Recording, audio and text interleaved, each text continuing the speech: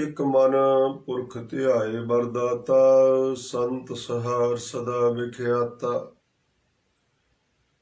ਤਾਸ ਚਰਨ ਲੈ ਹਿਰਦੈ ਵਸਾਵਉ, ਤਉ ਪਰਮ ਗੁਰੂ ਨਾਨਕ ਗੁਣ ਗਾਵਉ। ਆਮੈ ਦਿਸ਼ਟ ਸ਼ੁਭ ਕਰੈ, ਹਰੇ ਅਗ ਪਾਪ ਸਕਲ ਮਲ। ਕਾਮ ਕ੍ਰੋਧ ਅਰ ਲੋਭ ਮੋਹ, ਵਸ ਕਰੈ ਸਭੈ ਬਲ। ਸਦਾ ਸੁਖ ਮਨ ਵਸੈ, ਦੁਖ ਸੰਸਾਰੈ ਖੋਵੈ। ਗੁਰ ਨਵ ਨਿਧ ਦਰਿਆਓ, ਜਨਮ ਹਮ ਕਾਲਕ ਧੋਵੈ। ਸੋ ਕਹੋ ਟਲ ਗੁਰ ਸੇਵੀਐ, ਅਹਨਸ ਸਹਿਜ ਸੁਭਾਈ। ਦਰਸ਼ਨ ਪਰਸੈ ਗੁਰੂ ਕੈ, ਜਨਮ ਮਰਨ ਦੁਖ ਜਾਏ। ਜਬ ਲੋ ਨਹੀਂ ਭਾਗ ਲਿਲਾਰਿ ਉਦੈ, ਤਬ ਲੋ ਭ੍ਰਮਤੇ ਫਿਰਤੇ ਬਹੁਤਾਇਓ। ਕਲ ਘੋਰ ਸਮੁੰਦਰ ਮੈਂ ਬੂਡਤ ਥੇ, ਕਬਹੂ ਮਿਟਹਿ ਨਹੀਂ ਰੇ ਪਛਤਾਇਓ। ਤਤ ਵਿਚਾਰ ਯਹ ਮਥੁਰਾ, ਜਗ ਤਾਰਨ ਕਉ ਅਵਤਾਰ ਬਨਾਇਓ।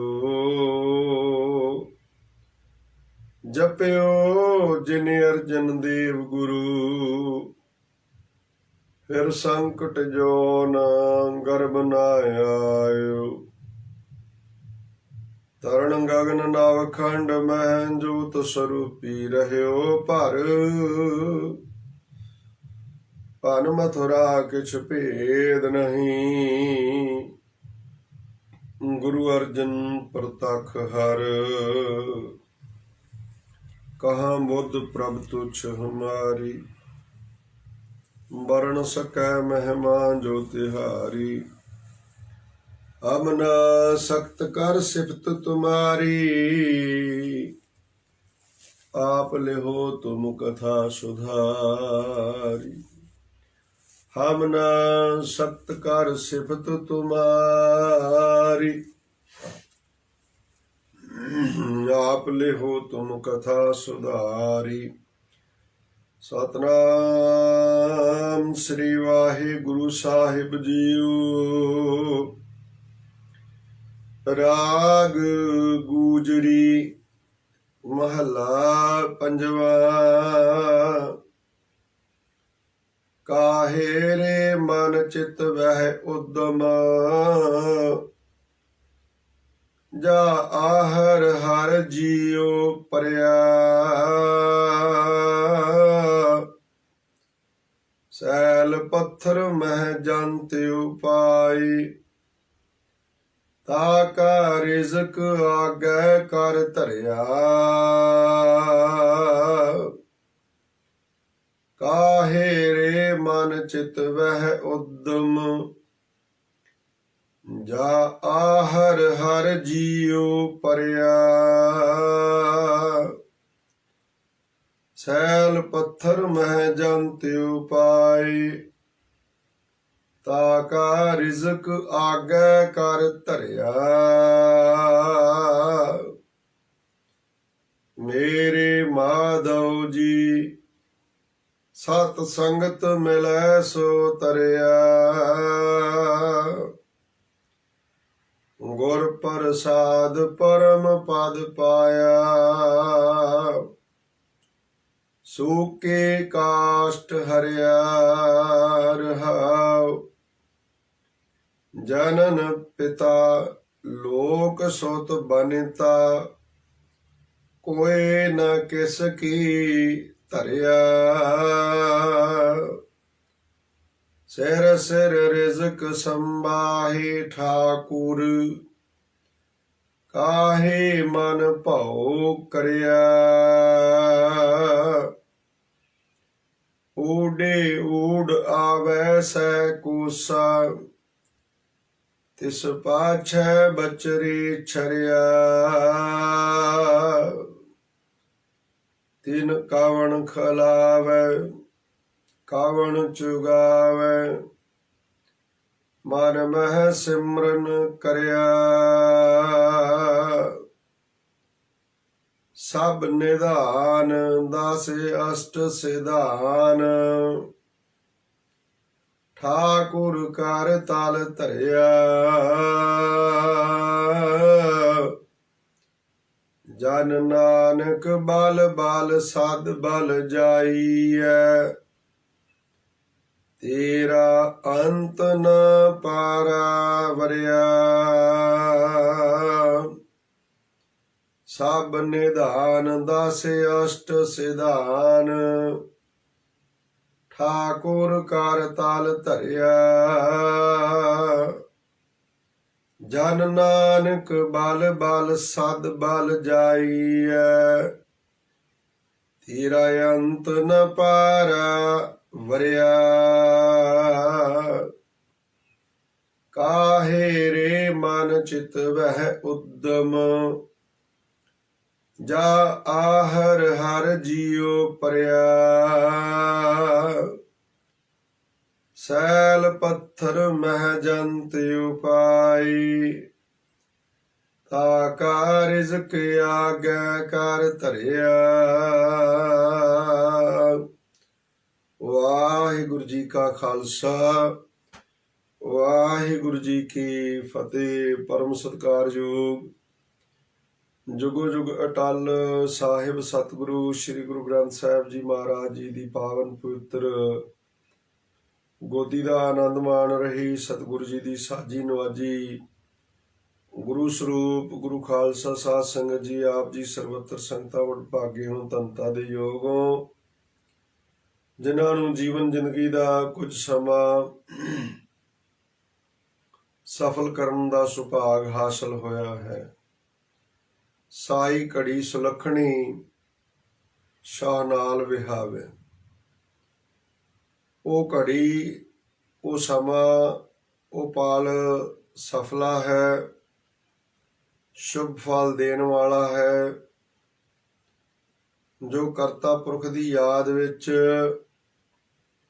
ਸਤਿਗੁਰੂ ਸ੍ਰੀ ਗੁਰੂ ਗ੍ਰੰਥ ਸਾਹਿਬ ਦੀ ਹਜ਼ੂਰੀ ਵਿੱਚ ਬੈਠ ਕੇ ਬਤੀਤ ਹੋਵੇ। ਉਹ ਲੇਖੇ ਵਿੱਚ ਹੈ, ਉਹ ਸਫਲ ਹੈ, ਚੰਗਾ ਫਲ ਦੇਣ ਵਾਲਾ।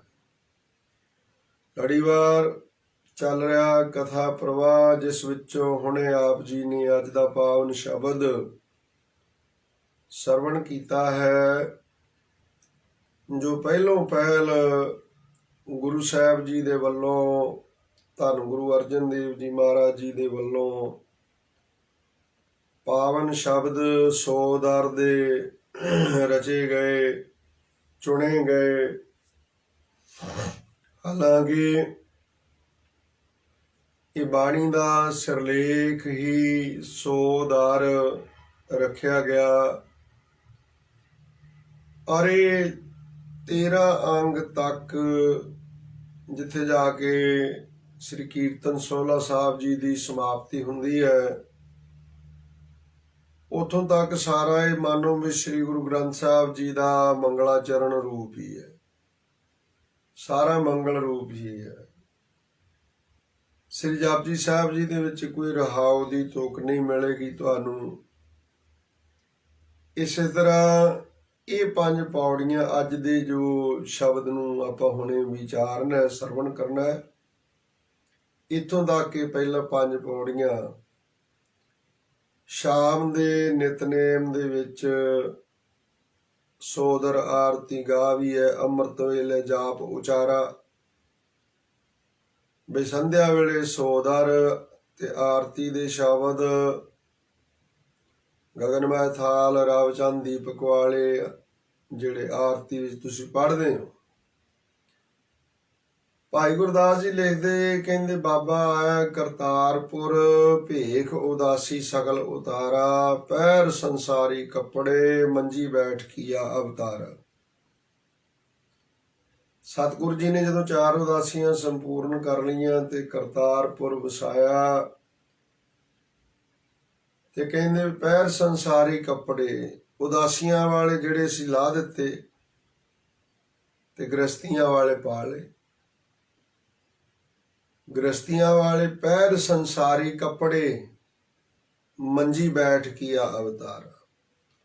ਹੁਣ ਕਹਿੰਦੇ ਘੁੰਮਣ ਫਿਰਨ ਦੀ ਲੋੜ ਨਹੀਂ ਸੀ ਘੁੰਮ ਫਿਰ ਕੇ, ਜਿੰਨਾ ਚਿਰ ਸੀ ਪ੍ਰਚਾਰ ਕਰਨ ਦੀ ਲੋੜ, ਗੁਰਸਿੱਖੀ ਦਾ ਧੁੱਜ ਉੱਚਾ ਕਰਨ ਦੀ ਲੋੜ ਸੀ, ਵਿਚਰ ਕੇ ਲੋਕਾਂ ਵਿੱਚ ਦੂਰ ਦਰਾਜ ਨਵੇਂ ਤੋਂ ਨਵੇਂ ਖੇਤਰ ਵਿੱਚ ਜਾ ਕਰਕੇ। ਔਰ ਕਮਾਲ ਦੀ ਗੱਲ ਇਹ ਵੀ ਸਤਿਗੁਰ ਜੀ ਜਿੱਥੇ ਗਏ ਉੱਥੋਂ ਦੀਆਂ ਭਾਸ਼ਾਵਾਂ ਦੇ ਵਿੱਚ ਉਹਨਾਂ ਲੋਕਾਂ ਨੂੰ ਮੁਖਾਤਬ ਹੋਏ, ਤਾਂ ਕਿ ਉਹ ਭਲੀ ਪ੍ਰਕਾਰ ਸਮਝ ਜਾਣ। ਆਗਮ ਨਿਗਮ ਦੀਆਂ ਗੱਲਾਂ ਸੀ ਬਾਬੇ ਨਾਨਕ ਦੀਆਂ। ਸਤਿਗੁਰੂ ਨਾਨਕ ਦੇਵ ਮਹਾਰਾਜ ਜੀ ਮਾਰਿਆ ਸਿੱਕਾ ਜਗਤ ਵਿੱਚ, ਨਾਨਕ ਨਿਰਮਲ ਪੰਥ ਚਲਾਇਆ। ਸੋ ਜਿੱਥੇ ਵੀ ਗਏ ਉੱਥੋਂ ਦੀ ਭਾਸ਼ਾ ਵਿੱਚ ਗੱਲ ਕੀਤੀ। ਤੇ ਹੁਣ ਸਮਾਂ ਆ ਗਿਆ ਬੇਪੈਰ ਸੰਸਾਰੀ ਕੱਪੜੇ ਮੰਜੀ ਬੈਠ ਕੀਆ ਅਵਤਾਰ। ਮੰਜੀ ਤੇ ਬੈਠ ਕੇ ਭਾਵ ਆਸਣ ਤੇ ਟਿਕ ਕੇ, ਤਖਤ ਤੇ ਬੈਠ ਕਰਕੇ ਕਰਤਾਰਪੁਰ ਧਰਮਸਾਲ ਦੇ ਵਿੱਚ ਜੋ ਮਹਾਰਾਜ ਦੇ ਸਜਣ ਵਾਸਤੇ ਤਖਤ ਪੋਸ਼ ਵੱਡਾ ਬਣਾਇਆ ਗਿਆ ਸੀ, ਬਿਰਾਜਣ ਲਈ ਸੁੰਦਰ, ਮੰਜੀ ਬੈਠ ਕੀਆ ਅਵਤਾਰ। ਅਵਤਾਰ ਪੁਣਾ ਕਮਾਇਆ ਇੱਕ ਜਗ੍ਹਾ ਆਸਣ ਤੇ ਬੈਠ ਕਰਕੇ। ਤੋ ਪੁੱਤਰੀ ਕੌਲ ਨਾ ਪਾਲਿਓ ਮਨ ਖੋਟੇ ਆਕੀ ਨਸ਼ਿਆਰ। ਪੁੱਤਰਾਂ ਨੇ ਬਾਬਾ ਸ੍ਰੀ ਚੰਦ ਜੀ, ਬਾਬਾ ਲਖਮੀ ਦਾਸ ਜੀ ਸਤਿਕਾਰਯੋਗ ਨੇ ਸਾਡੇ ਲਈ ਦਾ। ਪਰ ਭਾਈ ਸਾਹਿਬ ਭਾਈ ਗੁਰਦਾਸ ਜੀ ਕਹਿੰਦੇ ਵੀ ਪੁੱਤਰੀ ਕੌਲ ਨਾ ਪਾਲਿਓ ਮਨ ਖੋਟੇ ਆਕੀ ਨਸ਼ਿਆਰ।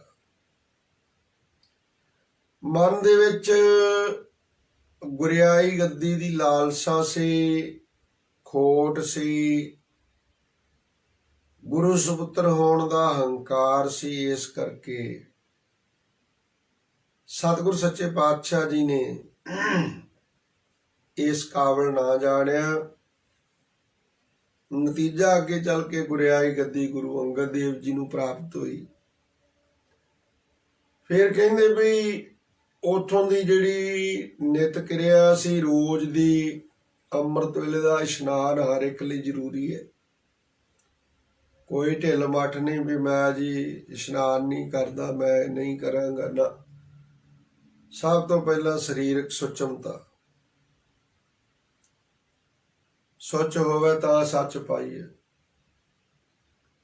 ਸਭ ਤੋਂ ਪਹਿਲਾਂ ਸਰੀਰਕ ਸੁਚਮਤਾ ਤੇ ਫਿਰ ਮਾਨਸਿਕ ਸੁਚਮਤਾ ਦੇ ਲਈ ਸ਼ਬਦ ਗੁਰੂ ਦਾ ਜਾਪ।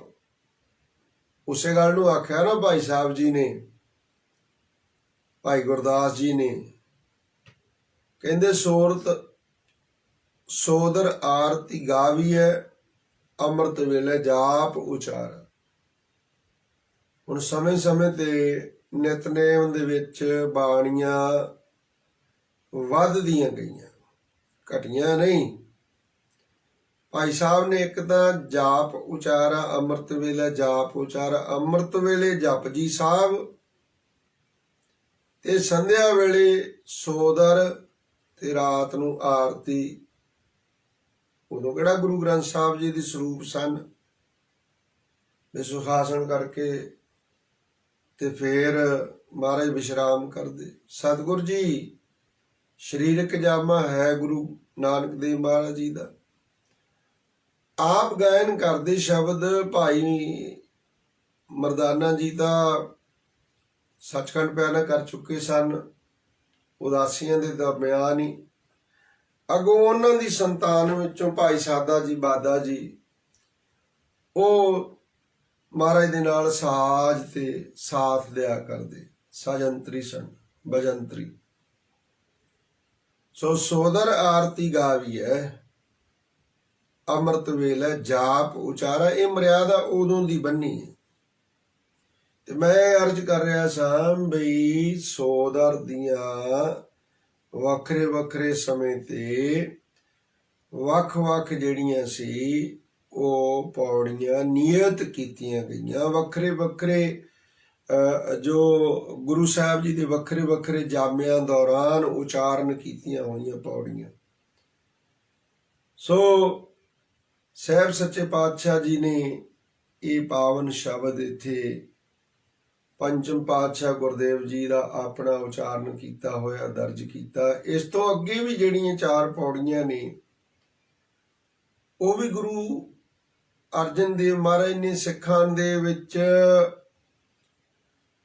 ਗੁਰਬਾਣੀ ਅਰਥਬੋਧ ਹੋਰ ਬਣੇ, ਬੇਨਤੀਆਂ ਯੁਕਤ ਸ਼ਬਦ ਔਰ ਸਿੱਖਾਂ ਨੂੰ ਹੋਰ ਲਾਭ ਮਿਲੇ। ਕਿਉਂ?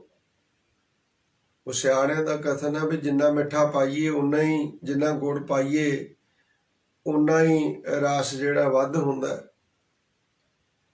ਤੇ ਇਹ ਭਾਵਨਾ ਕਿ ਸਿੱਖ ਵੱਧ ਤੋਂ ਵੱਧ ਬਾਣੀ ਪੜ੍ਹਨ, ਫਿਰ ਸਮੇਂ-ਸਮੇਂ ਤੇ ਉਚਾਰਨ ਕੀਤੇ ਹੋਏ ਗੁਰੂ ਸਾਹਿਬਾਂ ਦੇ ਹੋਰ ਸ਼ਬਦ ਵੀ ਜਿਹੜੇ ਉਹ ਦਰਜ ਕੀਤੇ ਗਏ ਸੋਦਰ ਦੀਆਂ ਪੌੜੀਆਂ ਦੇ ਨਾਲ।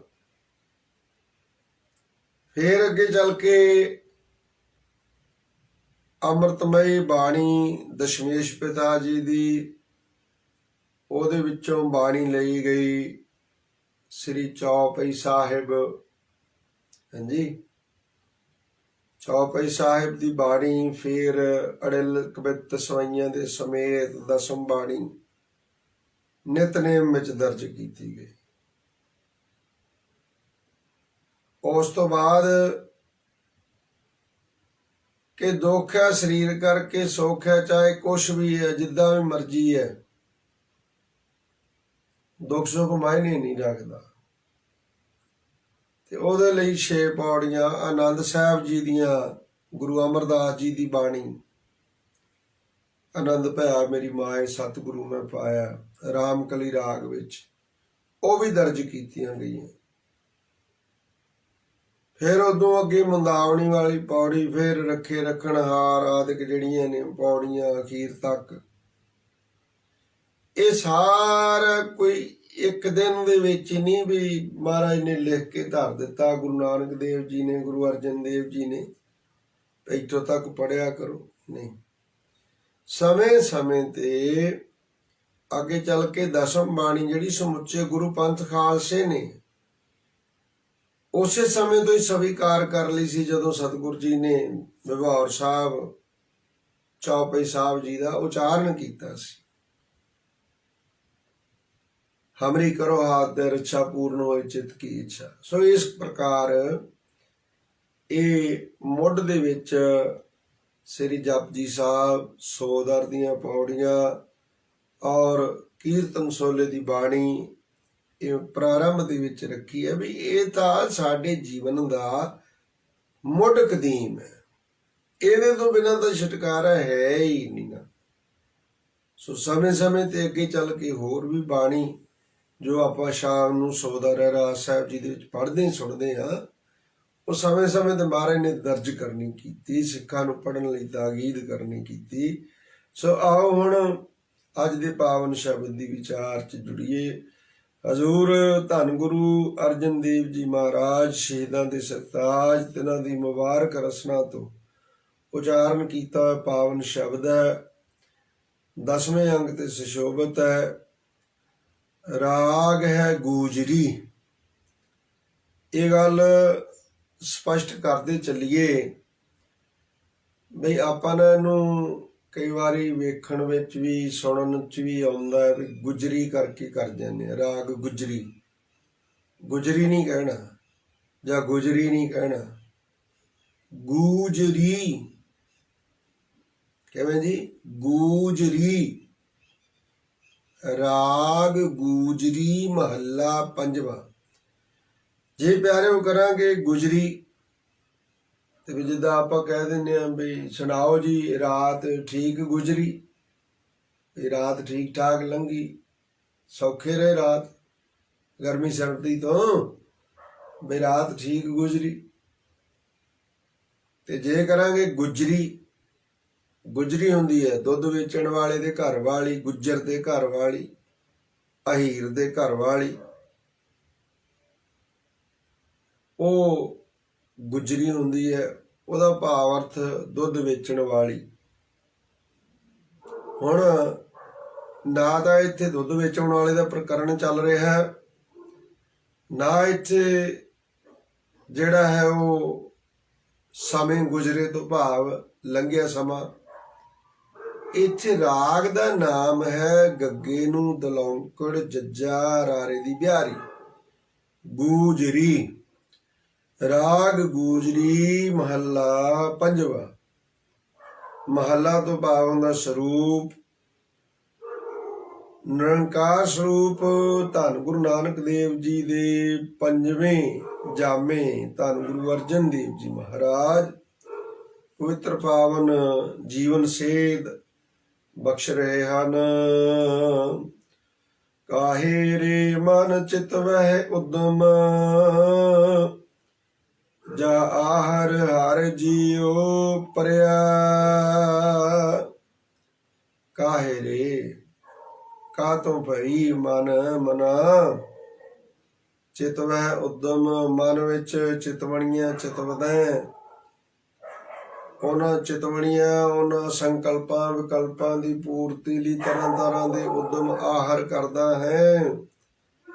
ਜਦੋਂ ਕਿ ਆਹਰ ਤਾਂ ਉਦਮ ਤਾਂ ਪਹਿਲਾਂ ਹੀ ਕਰਤਾ ਪੁਰਖ ਵਾਹਿਗੁਰੂ ਜੀ ਨੇ ਆਪਣੇ ਜੁਮੇ ਲਿਆ ਹੋਇਆ ਹੈ। ਜਾਂ ਆਹਰ ਹਰ ਜੀਉ ਪਰਿਆ, ਪਰਮੇਸ਼ਰ ਨੇ ਜਦੋਂ ਕੁੱਲ ਜੀਵਾਂ ਨੂੰ ਪੈਦਾ ਕੀਤਾ ਤੇ ਉਹਨਾਂ ਦੇ ਪਾਲਣ ਪੋਸ਼ਣ ਦਾ ਵੀ ਜੁਮਾ ਆਹਰ ਆਪਣੇ ਜੁਮੇ ਲੈਣਾ ਕੀਤਾ। ਤੂੰ ਕਾਹਤੋਂ ਚਿਤਵਣੀਆਂ ਚਿਤਵਦੈ, ਸੈਲ ਪੱਥਰ ਮਹਿ ਜੰਤ ਉਪਾਏ। ਤਾ ਕਾ ਰਿਜ਼ਕ ਆਗੇ ਕਰ ਧਰਿਆ। ਸੈਲ, ਸੈਲ ਨਾਮ ਹੁੰਦਾ ਪਹਾੜ, ਵੱਡਾ ਵੱਡਾ ਸਾਰਾ ਪਹਾੜ ਹੋਵੇ, ਉਹਦੇ ਉਦਰ ਦੇ ਵਿੱਚ ਗੱਭ ਦੇ ਵਿੱਚ ਹੋਣ ਪੱਥਰ, ਵੱਡੀਆਂ ਵੱਡੀਆਂ ਸਿੱਲਾਂ। ਸੈਲ ਪੱਥਰ ਮਹਿ ਜੰਤ ਉਪਾਏ, ਉਪਾਏ ਨਾਮ ਕਹੀਏ ਪੈਦਾ ਕੀਤਾ। ਜੰਤ ਕਹੀਏ ਜੀ ਜੰਤ, ਛੋਟੇ ਛੋਟੇ ਕੀੜੇ ਪੈਦਾ ਕਰ ਦਿੱਤੇ, ਉਹ ਪੱਥਰਾਂ ਦੇ ਵਿੱਚ ਹੀ ਰਹਿੰਦੇ ਨੇ। ਸੈਲ ਪੱਥਰ ਮੈਂ ਜੰਤ ਉਪਾਏ, ਉਪਾਏ ਤੋਂ ਭਾਵ ਪੈਦਾ ਕੀਤੇ ਜਾਏ ਜੀ ਜੰਤ। ਤਾ ਕਾ ਰਿਜ਼ਕ ਆਗੇ ਕਰ ਧਰਿਆ। ਤਾਕਾ, ਤਾਕਾ ਇਕੱਠਾ ਨਹੀਂ ਕਰਨਾ। ਤਾਕਾ ਰਿਜ਼ਕ, ਤਾਕਾ ਤੋਂ ਭਾਵ ਉਹਨਾਂ ਦਾ ਪੈਦਾ ਕੀਤੇ ਹੋਏ ਜੀਆਂ ਦਾ।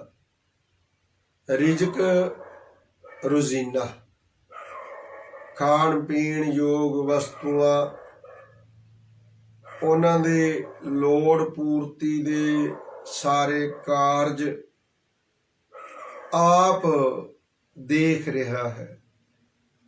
ਉਹਨਾਂ ਦਾ ਰਿਜ਼ਕ ਉਹਨਾਂ ਦੇ ਪੈਦਾ ਕਰਨ ਤੋਂ ਪਹਿਲਾਂ ਹੀ ਮੁਕਰਰ ਕਰ ਦਿੱਤੇ। ਬਈ ਕਿਸੇ ਨੂੰ ਦਰਖਾਸਤ ਨਾ ਦੇਣੀ ਪਵੇ ਵੀ ਮੇਰੇ ਜੀ ਕਣਕ ਮੁੱਕ ਗਈ, ਮੇਰੇ ਝੋਨਾ, ਮੇਰੇ ਚੌਲ ਨਹੀਂ ਹੈਗੇ, ਦਾਲ ਨਹੀਂ ਹੈਗੀ। ਨਾ, ਇਹ ਨਹੀਂ, ਦਰਖਾਸਤ ਦੇਣ ਦੀ ਤਾਂ ਲੋੜ ਹੀ ਨਹੀਂ। ਉਹਨੂੰ ਤਾਂ ਚੇਤੇ ਅੰਦਰ ਰੱਖਣ ਦੀ ਲੋੜ ਹੈ। ਦਰਖਾਸਤ ਦੇ ਕੇ ਤਾਂ ਆਟਾ ਦਾਲ ਸਕੀਮਾਂ ਚਲਾਉਂਦੀ ਹੈ ਨਾ ਸਰਕਾਰ, ਤੇ ਅਖਬਾਰਾਂ ਵਿੱਚ ਨਿੱਤ ਛਪਦਾ ਹੀ ਰਹਿੰਦਾ। ਉਹ ਉੱਤੋਂ ਸੰਕਸ਼ਨ ਹੋਈ ਕਰੋੜਾਂ ਟਨ ਕਣਕ, ਦਾਲ, ਚੌਲ, ਜੋ ਵੀ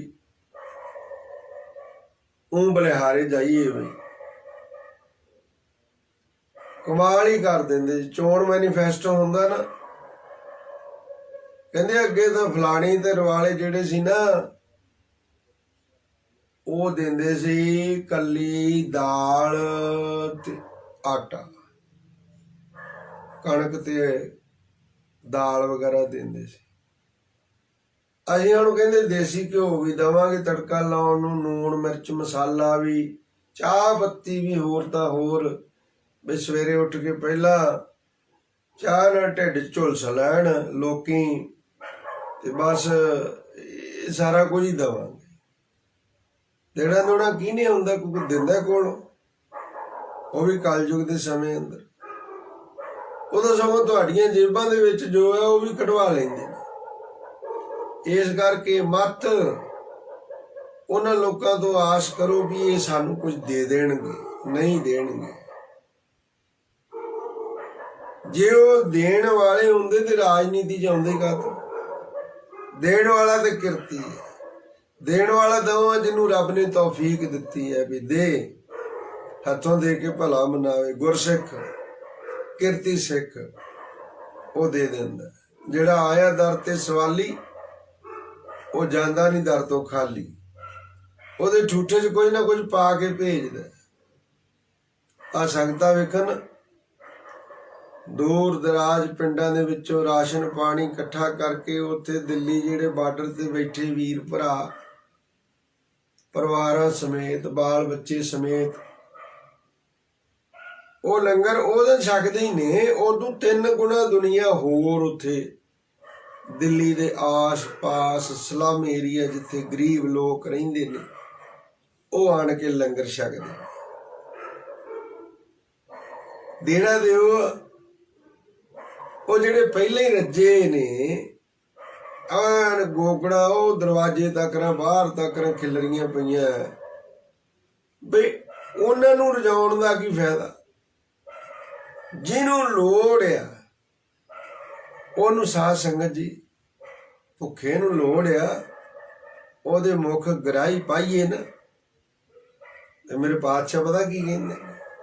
ਸਤਿਗੁਰ ਪ੍ਰੀਤ ਜਾ ਗੁਰ ਸਿੱਖ ਮੁਖ ਪਾਈ। ਗੁਰੂ ਦੀ ਉਹਦੇ ਤੇ ਪ੍ਰੀਤ ਹੈ ਜਿਹੜਾ ਭੁੱਖੇ ਨੂੰ ਛਕਾ ਕੇ ਛਕਦਾ। ਗੁਰੂ ਘਰ ਬੜੇ ਉਸਾਰਲੇ ਉਸਰ ਗਏ। ਉਹ ਮਕਸਦ ਹੋਣਾ ਚਾਹੀਦਾ ਜਾਂ ਤੇ ਨਿਰੋਲ ਪੜ੍ਹਨ ਪੜ੍ਹਾਉਣ ਦਾ, ਜਾਂ ਲੋ ਲੰਗਰ ਪਈ ਭੁੱਖੇ ਨੂੰ ਅੰਨ ਜਲ ਮਿਲੇ, ਪਿਆਸੇ ਨੂੰ ਭੁੱਖੇ ਨੂੰ ਅੰਨ ਜਲ, ਲੋੜਵੰਦ ਨੂੰ ਕੱਪੜਾ ਮਿਲੇ, ਜੋੜਾ ਮਿਲੇ। ਨਹੀਂ ਇੱਕ ਇੱਕ ਪਿੰਡ 'ਚ 5-5 ਗੁਰਦੁਆਰੇ ਹੋਣ ਤੇ ਕੋਈ ਪ੍ਰਸ਼ਾਦਾ ਛਕਣ ਚਲਿਆ ਜਾਵੇ ਤੇ ਉਹ ਪ੍ਰਸ਼ਾਦਾ ਤੇ ਕੀ ਅੱਗੋਂ ਛਕਾਉਣਾ, ਅੱਗੋਂ ਹੋਰ ਹੀ ਸ਼ਲੋਕ ਸੁਣਾ ਦਿੱਤੇ ਜਾਂਦੇ ਆ। ਚੱਲ ਚੱਲ ਪਤਾ ਨਹੀਂ ਕਿੱਥੋਂ ਆਇਆ ਤੂੰ। ਗੁਰੂ ਨੂੰ ਇਹ ਗੱਲ ਨਹੀਂ ਪਾਉਂਦੀ। ਜਿਹੜੇ ਨਿਸ਼ਾਨ ਸਾਹਿਬ ਨੇ ਨਾ, ਇਹਨਾਂ ਦਾ ਜਿਹੜਾ ਫਰਲਾ ਹੈ ਉਹ ਆਵਾਜ਼ਾਂ ਮਾਰਦਾ, ਆ ਜਾਓ ਬਈ ਦੁਨੀਆ ਦੇ ਭੁੱਖੇ ਪਿਆਸੇ ਲੋੜਵੰਦ ਲੋਕੋ, ਜੇ ਤੁਹਾਨੂੰ ਕਿਤੇੋਂ ਨਹੀਂ ਕੁਛ ਮਿਲਦਾ ਇੱਥੇ ਆ ਜਾਓ, ਮਿਲੇਗੀ ਰੋਟੀ ਵੀ ਮਿਲੇਗੀ, ਮੰਜਾ ਬਿਸਤਰਾ ਵੀ ਮਿਲੇਗਾ, ਪ੍ਰਸ਼ਾਦ ਪਾਣੀ ਵੀ ਮਿਲੇਗਾ। ਇਹ ਤਾਂ ਸੀ ਮਕਸਦ ਗੁਰਦੁਆਰੇ ਬਣਾਉਣ ਦਾ ਤੇ ਗੁਰਦੁਆਰਿਆਂ ਤੋਂ ਸੋਝੀ ਲੈਣ ਦਾ। ਗੁਰੂਦੁਆਰੇ ਹੋਏ ਸੋਝੀ ਪਾਏ ਸੀ। ਤੇ ਦੂਜਾ, 2 ਤਰ੍ਹਾਂ ਦੀ ਖੁਰਾਕ ਹੁੰਦੀ ਹੈ, ਇੱਕ ਆਤਮਿਕ ਖੁਰਾਕ, ਇੱਕ ਸਰੀਰਕ ਖੁਰਾਕ। ਤੇ ਗੁਰੂ ਸਾਹਿਬਾਂ ਦਾ ਜਿਹੜਾ ਸਿਧਾਂਤ ਸੀ ਵੀ ਸਿੱਖ ਆਵੇ ਭੁੱਖਾ ਤੇ ਉਹਨੂੰ ਪਹਿਲਾਂ ਰੋਟੀ ਛਕਣ ਨੂੰ ਮਿਲੇ, ਪ੍ਰਸ਼ਾਦਾ ਉਹ ਛਕ ਲਵੇ ਤੇ ਫੇਰ ਹੀ ਗਿਆਨ ਧਿਆਨ ਦੀ ਗੱਲ ਅੰਦਰ ਟਿਕੇਗੀ। ਨਹੀਂ ਤੇ ਬਾਬੇ ਕਬੀਰ ਨੇ ਐਵੇਂ ਨਹੀਂ ਕਿਹਾ ਭੁੱਖੇ ਭਗਤ ਨਾ ਕੀਜੈ। ਭੁੱਖੇ ਬੰਦੇ ਤੋਂ ਹੋ ਹੀ ਨਹੀਂ ਸਕਦੀ ਭਗਤੀ। ਕਿੰਨਾ ਕੁ ਮਨ ਨੂੰ ਉਹ ਇਕਾਗਰ ਕਰ ਲੂਗਾ, ਕਿੰਨਾ ਕੁ ਆਪਣੇ ਮਨ ਨੂੰ ਉਹ ਗਿਆਨ ਧਿਆਨ ਦੀ ਗੱਲ ਦੇ ਵਿੱਚ ਗੁੜੁੱਚ ਕਰ ਲੂਗਾ, ਉਹਦੀ ਇਕਾਗਰਤਾ ਬਣੇਗੀ ਨਹੀਂ। ਕਿਉਂ? ਆਂਦਰਾਂ ਲੁਸ ਲੁਸ ਕਰਦੀਆਂ ਨੇ, ਪੇਟ ਭੁੱਖਾ ਹੈ। ਭਗਤੀ ਭੁਗਤੀ ਨਹੀਂ, ਉਹਨੂੰ ਗਿਆਨ ਧਿਆਨ ਦੀ ਗੱਲ ਨਹੀਂ ਚੰਗੀ ਲੱਗਣੀ। ਕਹਿੰਦੇ ਉਹ ਸਿਆਣੇ ਬੰਦੇ ਖਾਣ ਪਾਉਂਦੇ ਹੁੰਦੇ ਨੇ। ਕਿਸੇ ਨੇ ਕਿਸੇ ਭੁੱਖੇ ਬੰਦੇ ਨੂੰ ਸਵਾਲ ਪਾਇਆ ਵੀ 2 ਤੇ 2 ਕਿੰਨੇ ਹੁੰਦੇ ਨੇ? ਉਹ ਕਹਿੰਦਾ 2 ਤੇ 2 ਰੋਟੀ। ਬਈ ਉਹਦੇ ਲਈ 2 ਤੇ 2 4 ਕੋਈ ਮਾਇਨੇ ਨਹੀਂ ਰੱਖਦੇ। ਗਿਆਨ ਧਿਆਨ ਦੀ ਬਾਤ ਭੁੱਖੇ ਬੰਦੇ ਲਈ ਕੋਈ ਅਸਰ ਨਹੀਂ ਰੱਖੇਗੀ। ਜਿਹਦਾ ਪੇਟ ਭੁੱਖਾ ਹੈ ਉਹਨੂੰ ਲੱਖ ਤੁਸੀਂ ਬੜੀਆਂ ਚੋਣਵੀਆਂ ਪੁਰਾਤਨ ਗ੍ਰੰਥਾਂ ਦੇ ਵਿੱਚੋਂ ਲਿਆ ਕੇ ਸਾਖੀਆਂ ਸੁਣਾਓ, ਉਹ ਕਹੇਗਾ ਬਾਬਾ ਕੋਈ ਰੋਟੀ ਪਾਣੀ ਵਰਤਾਉਣ ਦੀ ਗੱਲ ਕਰੋ। ਇੱਥੇ ਸਾਨੂੰ ਲਿਆ ਕੇ ਬਿਠਾਇਆ, ਇਹਦੇ ਭੁੱਖੇ ਮਰ ਗਏ। ਇਹ ਗਿਆਨ ਧਿਆਨ ਬਾਤ ਦੀਆਂ ਗੱਲਾਂ ਨੇ। ਭੁੱਖੇ ਭਗਤ ਨਾ ਕੀਜੇ ਜੈ ਮਾਲਾ ਆਪਣੀ ਲੀਜੈ। ਭਾਵੇਂ ਅੰਤਰੀ ਵੀ ਅਰਥ ਹੋਰ ਨੇ ਇਹਨਾਂ ਪੰਕਤੀਆਂ ਦੇ, ਪਰ ਭੁੱਖੇ ਬੰਦੇ ਨੂੰ ਗਿਆਨ ਧਿਆਨ ਕੁਛ ਨਹੀਂ ਸੁੱਝਦਾ, ਉਹਦੇ ਲਈ ਮਸਲਾ ਰੋਟੀ ਦਾ। ਤੇ ਦੂਜੀ ਗੱਲ, ਜਿਹੜਾ ਪਹਿਲਾਂ ਹੀ ਖਾ ਖਾ ਕੇ ਢਿੱਡ ਵਧਾਇਆ ਕੱਦੂ ਵਾਂਗੂ, ਉਹਨੂੰ ਤੁਸੀਂ ਹੋਰ ਖਵਾਓਗੇ, ਉਹਦੇ ਨਾਲ ਚੰਗਾ ਕੋਈ ਲੋੜਵੰਦ ਆ। ਆਮ ਕਈ ਵਾਰੀ ਨਾ ਲੰਗਰ ਕਈ ਵਾਰੀ ਗੁਰੂ ਘਰਾਂ ਦੇ ਵਿੱਚ ਵੱਧ ਪੱਕ ਜਾਂਦਾ, ਤੇ ਉਹ ਵੱਧ ਪੱਕਿਆ ਹੋਇਆ ਲੰਗਰ ਫਿਰ ਕਹਿੰਦੇ ਵੀ ਕੀ ਕਰੀਏ। ਇੱਕ ਜਾਬਤਾ ਲਾਇਆ ਹੁੰਦਾ ਵੀ ਇੱਥੇ ਜਿੰਨਾ ਮਰਜ਼ੀ ਕਹਿੰਦੇ ਜੀ ਖਾ ਲਓ, ਪਰ ਘਰੇ ਨਹੀਂ ਲੈ ਕੇ ਜਾਣ ਦੇਣਾ। ਹੋ ਸਕਦਾ ਉਹਦੇ ਘਰ ਦੇ 'ਚ 4 ਬੰਦੇ ਹੋਰ ਵੀ ਹੋਣ ਛਕਣ ਵਾਲੇ, ਉਹਨਾਂ ਨੂੰ ਵੀ ਲੋੜ ਹੋਵੇ, ਦੇ ਦਿਓ। ਤੁਸੀਂ ਪਕਾਇਆ ਬਣਾਇਆ ਵਧੀਆ ਤੋਂ ਵਧੀਆ, ਉਹਨਾਂ ਨੂੰ ਛਕਾ ਦਿਓ। ਘਰ ਲਈ ਵੀ ਮੰਗਦਾ, ਖਨੀ ਉਹਦੇ ਘਰ ਦੇ ਇਹਦੇ ਛੱਕ ਕੇ ਕੋਈ ਜੀਵਨ ਕਾਇਆ ਪਲਟ ਜਾਵੇ, ਪਾਪ ਹੀ ਧੁੱਪ ਜਾਣ, ਉਹਨੂੰ ਦੇ ਦਿਓ, ਕੋਈ ਹਰਜ ਨਹੀਂ। ਨਾ ਕਰੋ, ਗੁਰੂ ਨਾਨਕ ਦੇ ਘਰੋਂ ਜਿਹਨੂੰ ਨਾ ਹੋ ਜਾਵੇ ਉਹਦਾ ਮਨ ਹੀ ਜਾਣੀਏ। ਫਿਰ ਗੁਰੂ ਨਾਨਕ ਸਾਹਿਬ ਦੇ ਦਰੋਂ ਘਰੋਂ ਕਿਸੇ ਨੂੰ ਨਾ ਹੁੰਦੀ ਨਹੀਂ। ਇੱਥੇ ਤੇ ਖਾਲੀ ਝੋਲੀਆਂ ਲੈ ਕੇ ਆਉਂਦੇ, ਭਰ ਕੇ ਲੈ ਕੇ ਜਾਂਦੇ ਨੇ। ਆਉਂਦੇ ਖਾਲੀ ਝੋਲੀ ਲਈ, ਰੋਂਦੇ ਆਉਂਦੇ ਨੇ, ਹੱਸਦੇ ਜਾਂਦੇ ਨੇ। ਤੇ ਜੇ ਕਿਸੇ ਦੇ ਘਰ ਦੇ 4 ਜੀਆਂ ਦੇ ਮੁਖ ਵਿੱਚ ਵੀ ਗੁਰੂ ਕਾ ਪ੍ਰਸ਼ਾਦ ਪੈ ਜਾਏਗਾ, ਹੋ ਸਕਦਾ ਉਹਨਾਂ ਦੇ ਕਰਮ ਬਦਲ ਜਾ। ਇਸ ਕਰਕੇ ਸਤਿਗੁਰ ਸੱਚੇ ਪਾਤਸ਼ਾਹ ਜੀ ਕਹਿੰਦੇ, ਭਾਈ ਭਲਿਆ ਮੇਰੇ ਮਨ, ਕਾਹੇ ਰੇ ਮਨ ਚਿਤ ਵੈ ਉਦਮ, ਜਾ ਆਹਰ ਹਰ ਜੀਉ ਪਰਿਆ। ਭਾਈ ਇਹ ਜੋ ਤੂੰ ਚਿਤਵਣੀਆਂ ਕਰਦਾ, ਇਹ ਤਾਂ ਪਹਿਲੇ ਪਰਮੇਸ਼ਰ ਨੇ ਆਪਣੇ ਜ਼ਿੰਮੇ ਲਈਆਂ ਹੋਈਆਂ ਹਨ। ਸੈਲ ਪੱਥਰ ਮੈਂ ਜੰਤ ਉਪਾਏ। ਸੈਲ ਵੱਡੇ ਵੱਡੇ ਪਹਾੜਾਂ ਵਿੱਚ ਪੱਥਰਾਂ ਦੇ ਵਿੱਚ ਨਿੱਕੇ ਨਿੱਕੇ ਜੀ ਜੰਤ ਪੈਦਾ ਕੀਤੇ, ਤਾਂ ਕਾ ਰਿਜ਼ਕ ਆਗੇ ਕਰਤ ਰਿਹਾ। ਉਹਨਾਂ ਜੀਆਂ ਦਾ ਰਿਜ਼ਕ ਰੋਜ਼ੀਨਾ ਰੋਟੀ ਪਾਣੀ, ਉਹਨਾਂ ਦਾ ਖਾਜਾ ਭੋਜਾ ਆਗੇ ਕਰਤ ਰਿਹਾ। ਉਹਨਾਂ ਦੇ ਪੈਦਾ ਹੋਣ ਤੋਂ ਆਗੇ ਪਹਿਲਾਂ ਹੀ ਬਾਲਕ ਬਾਅਦ ਵਿੱਚ ਜਨਮ ਲੈਂਦਾ ਮਾਂ ਦੇ ਪੇਟੋਂ। ਰੱਬ ਕਿੱਡਾ ਦਿਆਲੂ ਹੈ, ਕਿੱਡਾ ਕਿਰਪਾਲੂ ਹੈ। ਬੱਚੇ ਨੇ ਦੁਨੀਆ ਤੇ ਅਜੇ ਆਉਣਾ, ਪਰ ਉਹਦੇ ਆਉਣ ਤੋਂ ਪਹਿਲਾਂ ਮਾਂ ਦੇ ਅਸਥਣਾ ਦੇ ਵਿੱਚ ਉਹਦਾ ਰੋਜ਼ੀਨਾ ਭੇਜ ਦਿੱਤਾ ਕਿ ਇਹਨੂੰ ਸੰਸਾਰ ਤੇ ਜਾਣ ਵਾਲੇ ਜੀਵ ਨੇ ਪਹੁੰਚਣਾ ਹੈ, ਚੁੰਗਣਾ ਹੈ। ਮਾਂ ਦੇ ਥਣਾ ਦੇ ਵਿੱਚ ਦੁੱਧ ਪਹਿਲਾਂ ਆ ਜਾਂਦਾ। ਕਿੱਡਾ ਦਿਆਲੂ ਹੈ। ਪਰ ਬੰਦਾ ਇਹ ਯਕੀਨ ਨਹੀਂ ਕਰਦਾ। ਇਹ ਸੱਚ ਹੈ ਕਿ ਪਹਿਲੇ ਦਿਨ ਤੋਂ ਆਇਆ ਤਾਂ ਸੀ ਇਹ ਨੰਗ ਧੜਾਂਗੀ। ਇਹਨੂੰ ਸੋਹਣੇ ਸੋਹਣੇ ਕੱਪੜੇ ਵੀ ਰੋਜ਼ ਪਾਉਣ ਨੂੰ ਮਿਲਦੇ ਨੇ। ਇਹਨੂੰ ਤਰ੍ਹਾਂ ਤਰ੍ਹਾਂ ਦੇ ਭੋਜਨ ਪਕਵਾਨ ਵੀ ਲੰਗਰਾਂ ਵਿੱਚੋਂ ਰਸੋਈ ਚੋਂ ਛਕਣ ਨੂੰ ਮਿਲਦੇ ਨੇ। ਪਰ ਇਹਨੂੰ ਫੇਰ ਸਿਦਕ ਨਹੀਂ ਆਉਂਦਾ, ਯਕੀਨ ਨਹੀਂ ਆਉਂਦਾ ਵੀ ਕੱਲ ਨੂੰ ਪਤਾ ਨਹੀਂ ਕੀ ਹੋਣਾ, ਕੱਲ ਜੋਗਾ ਜੋੜ ਕੇ ਰੱਖ ਲਈਏ। ਬਾਬੇ ਫਰੀਦ ਦਾ ਬਚਨ ਆ ਗਿਆ ਚੇਤੇ, ਮੈਂ ਤੁਹਾਡੇ ਨਾਲ ਸਾਂਝਾ ਕਰਦਾ ਚੱਲਾਂ। ਬਾਬਾ ਫਰੀਦ ਜੀ ਕਹਿੰਦੇ, ਫਰੀਦਾ ਹਉ ਬਲਿਹਾਰੀ ਤਿੰਨ ਪੰਖੀਆਂ, ਜੰਗਲ ਜਿੰਨਾ ਵਾਸ,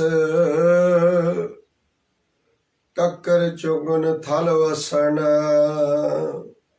ਰੱਬ ਨਾ ਛੋੜਨ ਪਾਸ। ਬਾਬਾ ਫਰੀਦ ਜੀ ਤੁਰੇ ਜਾਂਦੇ ਨੇ, ਤੁਰੇ ਜਾਂਦੇ, ਅੱਲਾ ਅੱਲਾ ਕਰਦੇ, खुदा खुदा करदे रब दी उस्तत करदे होए तुरे जांदे ने। पंखियां दी डार बैठी कक्कर पत्थर चुक के पेट भर रही। कवि मन सी ना बाबा जी दा, बाबा फरीद जी दा, बड़ा सोल हुंदा, कोमल हिरदा। रुक गए कि किते मैं नेड़े चलिया गया ते आ सोहना दृश्य देखण नूं नहीं मिलना, ना पंछियां ने उड़ जाना। उत्थे पिछा हो करके दरखत दे तने नाल लग के खलो गए। किन्ना चिर वेंदे रहे। कादर दी कायनात वाह दात्या फरीदा हो बलिहारी तिन पंखियां, तिन तो ओ जिहड़े पंछी ने, मैं बलिहार जावां उन्हां तो। जंगल जिन्ना वास, आ जंगल दियां टाहणियां दे आलणे पा के ते अपना निवास कीता होया उन्हां ने।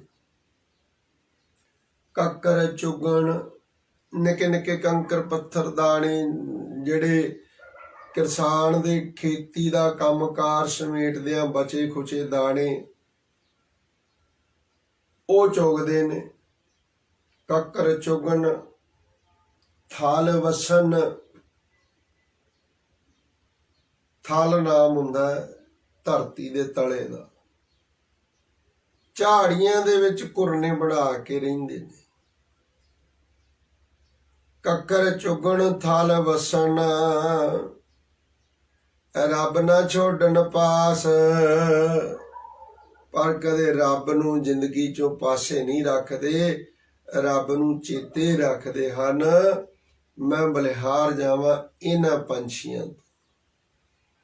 कदे पंछी ने कहा भी मैं जिथे घर पाउणा आलणा पाउणा पहलों मैनू रजिस्ट्री करा के दिओ, स्टांप पेपर ला के। नहीं, जे उत्थे कोई होर आ गया तो उन्हें वो इलाका छड्ड के वो थां छड्ड के होर पासे जा पाउणा। दावा काहू को नहीं बड़ा देश बड़ राज। बेहंगम एवें नहीं कहा जाता, बेहंगम कहंदे ही ओनू ने जिहदा कहे ते दावा ना हो। कबीर दावे दाजन होत है, निर्दावे रहे निशंक। जो जन निर्दावे रहे सो गणे इंद्र सो रंक। उन्हां दे लई इंद्र भी भिखारी है जिहड़े निर्दावे रहिंदे ने। ते होवे बेहंगम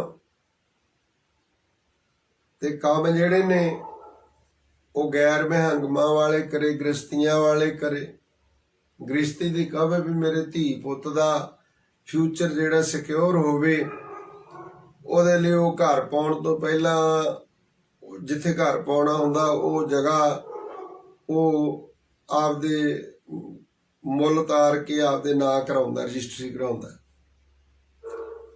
पर कोई पशु, कोई पंछी, कोई परिंदा, कोई जानवर, कोई होर, कोई सप ठूआ, कोई एक कह देवे भी मैं उत्थे खुड पुट्टनी पहला रजिस्ट्री करा लवां फिर करांगी। होया कदे इदां? नहीं। एक गल हो, कहते कोई फकीर से बीत राग अपनी मौज विच बेहंगमताई दे विच रमते रमते तुरदे तुरदे अगे कस्बा आ गया, शहर आ गया। बार बार शहर दे सड़क दे उत्ते हाईवे दे उत्ते ढाबा सी। एक सेठ अपने टब्बर टीर परिवार सठाणी दे नाल बाल बच्चियां दे नाल रेस्टोरेंट दे विचों ढाबे चों प्रसादा रोटी पानी खा के निकले, मौज मस्ती करदे।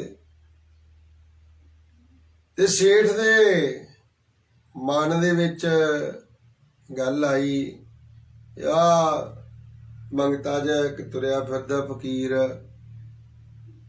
चल इनू 5 क दमड़े दे ही दिन्ने, चल 10 कह लीए, 5 ਜਾਂ 10 ਜਾਂ जिन्ने भी। ਉਹਨੇ जी ਉਹਨੂੰ 10 रुपये ਦਾ ठीपा दे दिता। कहते भगत जी जाओ उत्थे जाके ना प्रसादा छक लो, रोटी खाओ। ਉਹਨੇ ਪਰਮੇਸ਼ਰ ਨੂੰ ਧਿਆਉਣਾ ਕੀਤਾ।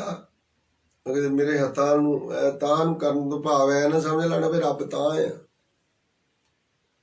ਉਹਨੇ ਪਰਮੇਸ਼ਰ ਦਾ ਧਿਆਨ ਧਰ ਕੇ ਉਹਦਾ ਸ਼ੁਕਰਾਨਾ ਕੀਤਾ। ਵਾਦ ਆਤਿਆ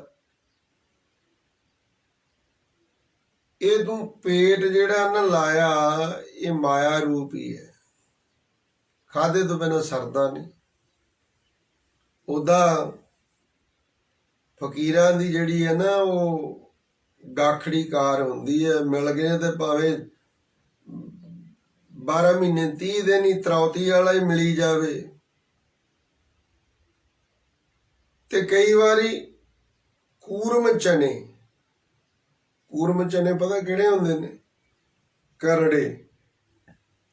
ਛੋਲੇ ਭੁੰਨਣ ਵਾਲੀ ਨੂੰ ਪਤਾ ਹੁੰਦਾ ਤੇ ਇਹਦੇ 'ਚ ਰੋੜ ਵੱਧ ਨੇ ਤੇ ਦਾਣੇ ਭੁੱਜਣ ਵਾਲੇ ਘੱਟ ਨੇ। ਉਹਦਾ ਪੱਕਣ ਮੌਕਿਆ ਫਸਲ ਕੱਚੀ ਰਹਿ ਜਾਣੀ ਤੇ ਉਹ ਦਾਣੇ ਉਦਾਂ ਹੀ ਰੋੜ ਰਹਿ ਜਾਣੇ, ਭੁੱਜਣੇ ਨਾ ਪੂਰੇ।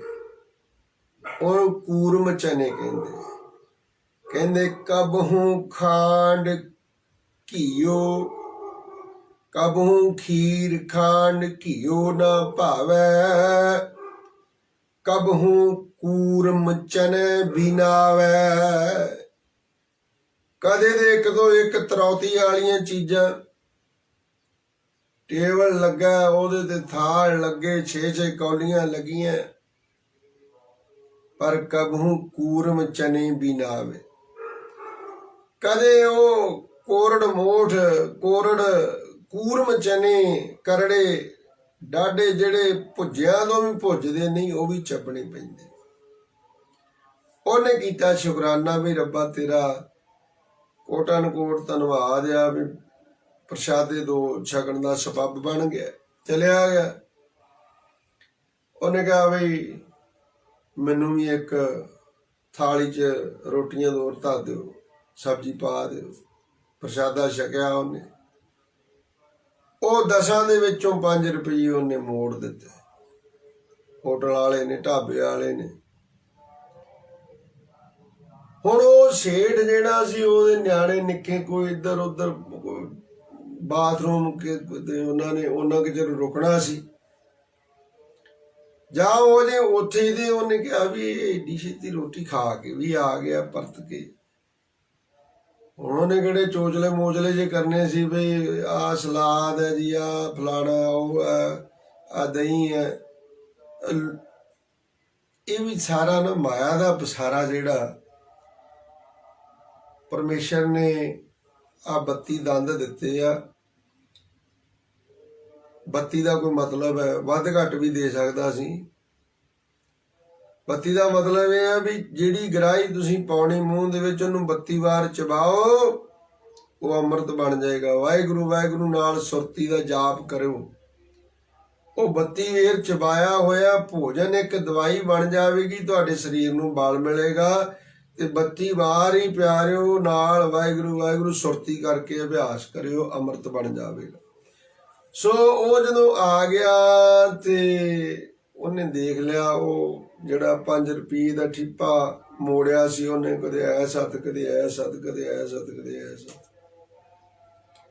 ਤੇ ਸੇਠ ਵੇਖ ਰਿਹਾ ਗੱਡੀ ਦੇ ਵਿੱਚ ਬੈਠਾ ਵੀ ਇਹਨੂੰ ਮੈਂ 10 ਰੁਪਏ ਦਿੱਤੇ ਸੀ, ਰੋਟੀ ਖਾ ਆਇਆ ਤੇ ਪਾ ਕੇ ਬਾਕੀ ਪੈਸੇ ਇਹਦੇ ਕੋਲ ਹੋਰ ਬਚ ਗਏ, ਕੱਲ ਖਾ ਲੇਗਾ। ਉਹਦੇ ਵੇਂਦਿਆਂ ਉਹਨੇ ਉਹ 5 ਰੁਪਏ ਦਾ ਠੀਪਾ ਚਲਾ ਕੇ ਮਾਰਿਆ। ਉਹ ਠੀਪਾ ਚਲਾ ਕੇ ਮਾਰਿਆ ਤੇ ਸੇਠ ਨੂੰ ਬੜੀ ਖੁਣਸ ਹੋਈ। ਉਹ ਗੱਡੀ ਦੀ ਤਾਕੀ ਖੋਲ ਕੇ ਬਾਹਰ ਆ ਗਿਆ। ਕਹਿੰਦਾ ਵੀ ਬੜਾ ਬੇਵਕੂਫ ਬੰਦਾ ਤੂੰ। ਕਹਿੰਦਾ ਅਜੇ ਅੱਧਾ ਘੰਟਾ ਪਹਿਲਾਂ ਤੇ ਤੂੰ ਮੈਨੂੰ ਭਗਤ ਜੀ ਕਹਿਣਾ ਹੈ ਵੀ ਭਗਤ ਜੀ ਪ੍ਰਸ਼ਾਦਾ ਛਕ ਲਓ, ਉੱਥੇ ਜਾ ਕੇ ਆ ਲਓ 10 ਰੁਪਏ। ਤੇ ਹੁਣ ਕਹਿੰਦਾ ਬੜਾ ਮੂਰਖ ਬੰਦਾ ਤੂੰ। ਚਲੋ ਕਹਿੰਦਾ ਵੀ ਕਿਹੜੀ ਗੱਲੋਂ ਮੂਰਖ ਹੈ ਦੱਸਤਾ ਤੇ। ਕਹਿੰਦਾ ਤੈਨੂੰ ਮੈਂ ਰੁਪਈਏ ਦਿੱਤੇ 10। ਕਹਿੰਦਾ ਹਾਂ ਦਿੱਤੇ, ਕੋਈ ਸ਼ੱਕ ਨਹੀਂ। ਕਿੰਨੇ ਲੱਗੇ ਉੱਥੇ? ਕਹਿੰਦਾ 5 ਰੁਪਈਏ। ਤੇ ਕਹਿੰਦੇ ਬਾਕੀ ਦੇ 5 ਕਿੱਥੇ ਹੈ?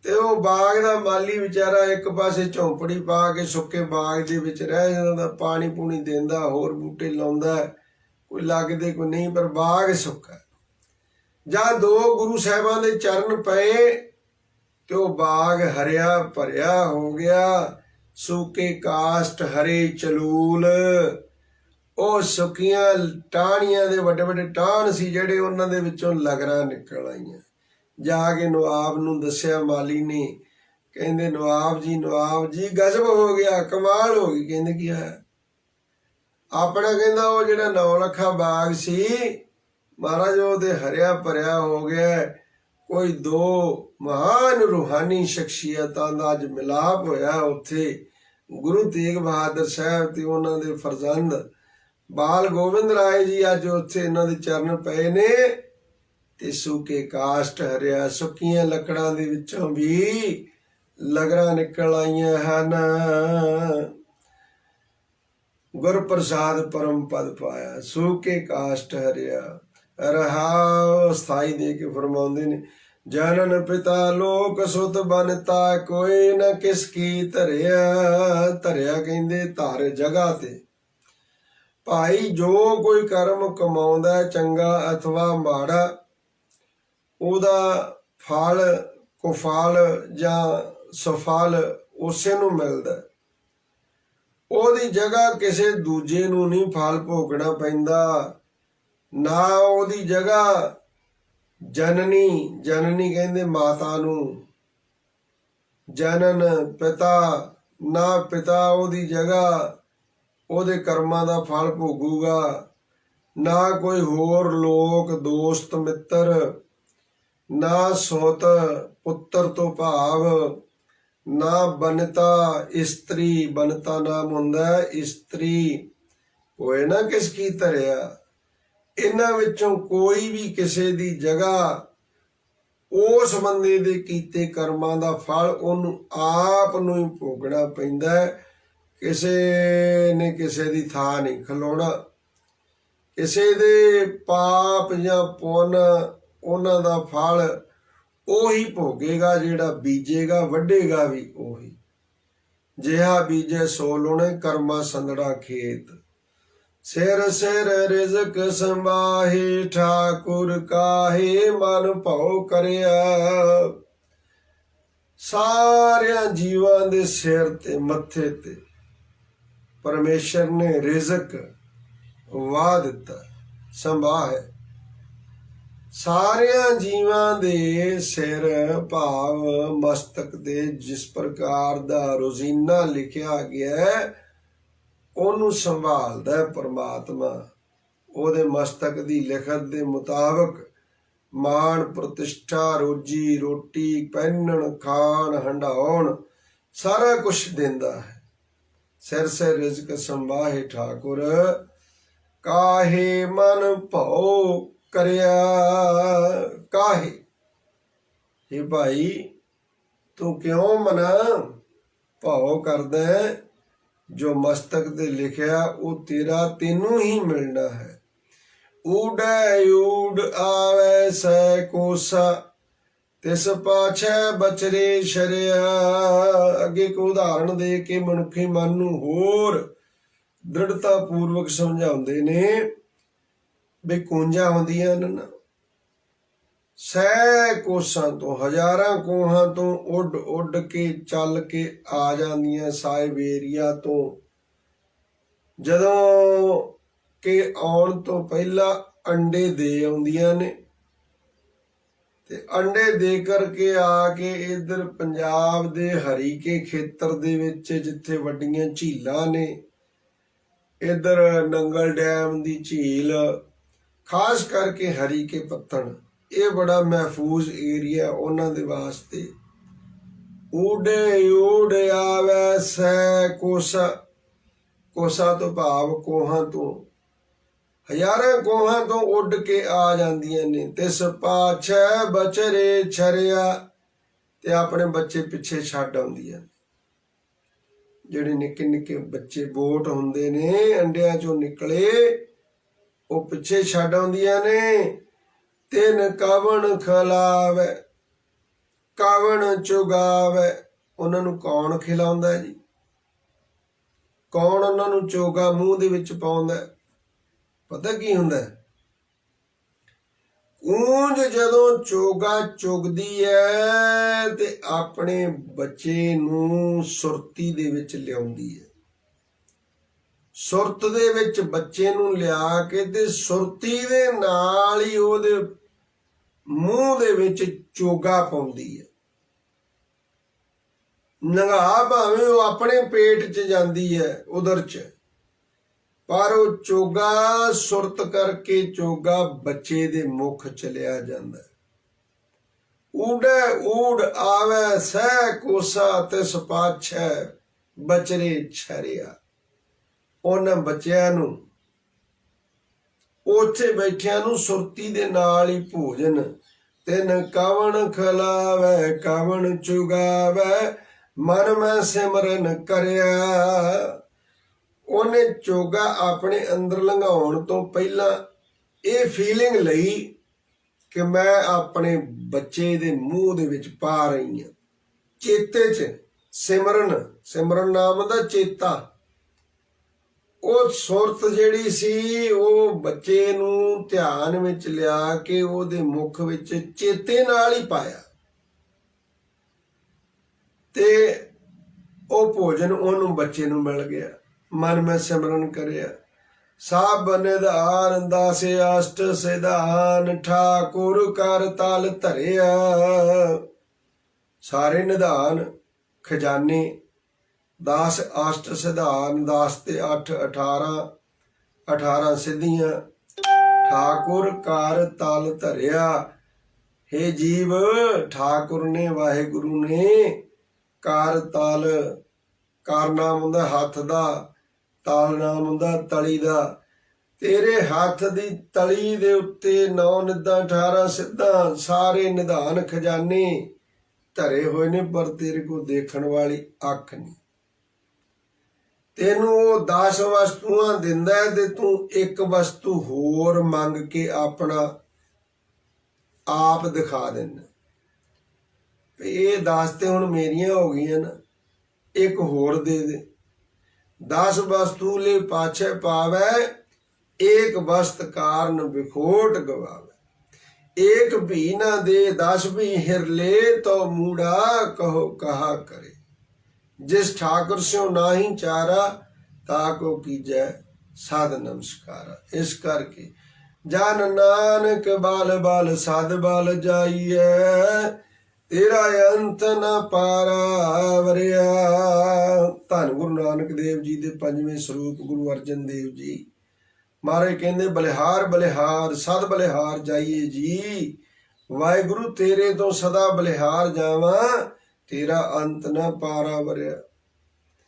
तेरा अंत तेरा पारावार किसे ने नहीं जाने। तू बेअंत को विरला जाने। तेनू कोई मुकम्मल रूप विच समझ नहीं सकिया, पा नहीं सकिया। तेरा पारावार बलिहार जावा सदा बलिहार जावा। सो इत्थे समाप्ति हुई। भलके शब्द आवेगा राग आसा महला चौथा। सो पुरख एक ओंकार सतगुर प्रसाद। इथों विचार सो पुरख निरंजन हर पुरख निरंजन हर अगम अगम अपारा। सब ध्यावै तुध जी हर सच्चे सिरजनहारा।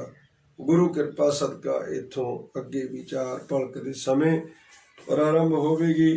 साहब कृपा करन सब संगत की हाजरी दर प्रवान करन। जिथे जिथे भी कोई गुरु का लाल गुरु की प्यारी संगत घरां विच कार विहार स्थानां ते बैठी सुनदी है, सबना दी हाजरी सतगुरु जी लेखे विच लाउण। सबना दे दरां घरां अंदर सुख आनंद मंगलाचार रखण। सबना नूं अपने चरणा कमलों की प्रीत नाम बाणी का ओट आसरा बख्शिश करन जी। भुल चुक दी खेमा। वाहिगुरु जी का खालसा वाहिगुरु जी की फतेह। अचुत है पार ब्रह्म अविनाशी अगनास। हे पूर्ण है सर्ब मैं दुख भंजन गुणतास। हे संगी हे निरंकार हे निर्गुण सब टेक, हे गोविंद हे गुण निधान जाकै सदा विवेक, हे अपरंपर हर हरि ऐपि होवनहार, हे संता कै सदा संग निदारा आधार, हे ठाकुर हूँ दासरु मैं निर्गुण गुण नहीं कोय, नानक दीजै नाम दान राखो हिय परोय, आई प्रभ शरणागति कृपा निध दयाल, एक अखर हर मन बस्त नानक होत निहाल, वाहिगुरु नाम जहाज है चढ़ सो तुरह पार, जो शरदा कर सेवंदी गुर पार उतारन हार, जो शरदा कर सेवंदी गुर पार उतारन हार। वाहिगुरु जी का खालसा वाहिगुरु जी की फतेह। तू ठाकुर तुम पहरदार, सो जियो पिंड सब तेरी रास, मात पिता हम बारिक तेरे, तुमरी कृपा में सुख कनेरे, कोई न जाने तुमरा अंत उचित